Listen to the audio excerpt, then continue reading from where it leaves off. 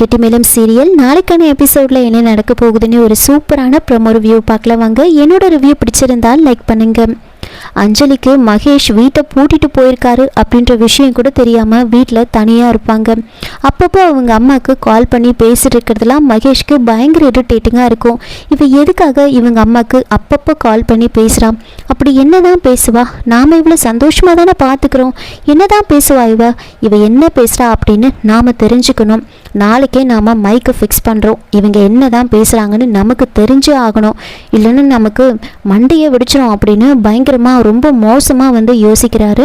இன்னொரு பக்கம் வெற்றி துளசி பேசினதெல்லாம் நினச்சி ரொம்பவே ஃபீல் பண்ணிட்டு இருப்பாங்க. இதை பார்த்த மீனாட்சி வெற்றி கிட்ட போய் பேசுகிறாங்க. அப்போது வெற்றி ரொம்ப சோகமாக நடந்த கதையெல்லாம் சொல்ல, அதுக்கு மீனாட்சி, இங்கே பாருங்கள் வெற்றி, நீங்கள் இதை நினச்செல்லாம் கவலைப்படாதீங்க. பொண்ணுங்கன்னா அப்படி தான் இருப்பாங்க. நாம தான் அவங்கள கொஞ்சம் கொஞ்சமாக மாற்ற ட்ரை பண்ணணும். அவங்க மனசுக்கு பிடிச்ச மாதிரி நடந்துக்கணும். அவங்க மனசை நாம் மாற்றணும். நீங்கள் லவ் பண்ணுறேன்னு சொன்னோன்னே அவங்க மாறிடுவாங்களா என்ன? நீங்கள் தான் ட்ரை பண்ணணும் அப்படின்னு சொல்லிட்டு இருக்காங்க. அப்போ கரெக்டாக வெற்றியோட பாட்டி வராங்க. கையில் ஒரு பேக் வச்சுருப்பாங்க. வெற்றி, என்ன பாட்டி இது அப்படின்னு கேட்க, இதுவா, தீபாக்காக சாரி எடுத்தோம். இந்த சாரியை கொண்டு போய் தீபா கிட்ட கொடுத்துட்டு வந்துடுறியா அப்படின்னு கேட்டதுமே வெற்றி, ஐயோ திரும்பவும் அந்த பக்கம் போனால் அவ்வளோதான், நம்ம காலி அப்படின்னு யோசிச்சுக்கிட்டு, என்னாலலாம் போக முடியாதுப்பா அப்படின்னு சொல்லிடுறாங்க.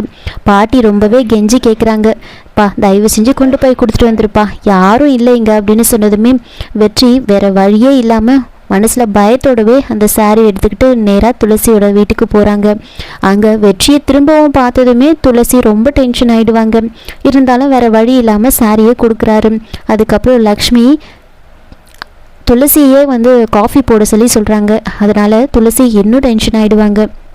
இன்னொரு பக்கம் அஞ்சலி வீட்டிலே இருக்கிறதுனால ரொம்ப போர் அடிக்கும். சரி நம்ம அப்படி வெளியவாவது போகலாம் அப்படின்னு போயிட்டு டோரை ஓப்பன் பண்ண ட்ரை பண்ணுறாங்க. ஆனால் டோர் ஓப்பன் ஆகாது.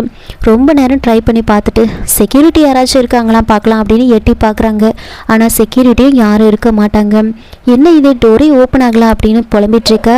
இதையெல்லாம் சிசிடிவியில் பார்த்துட்டு இருந்த மகேஷ் அப்படியே உடனே அவரோட முகமே மாறிடும். என்ன பண்ணுறா இவ அப்படின்னு பார்த்துட்டு இருக்காங்க.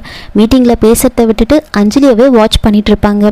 இதோட இந்த ப்ரோமோ முடிச்சிருக்காங்க. என்னோட ரிவ்யூ பிடிச்சிருந்தா லைக் பண்ணுங்க, மறக்காம சப்ஸ்கிரைப் பண்ணுங்க. தேங்க்யூ.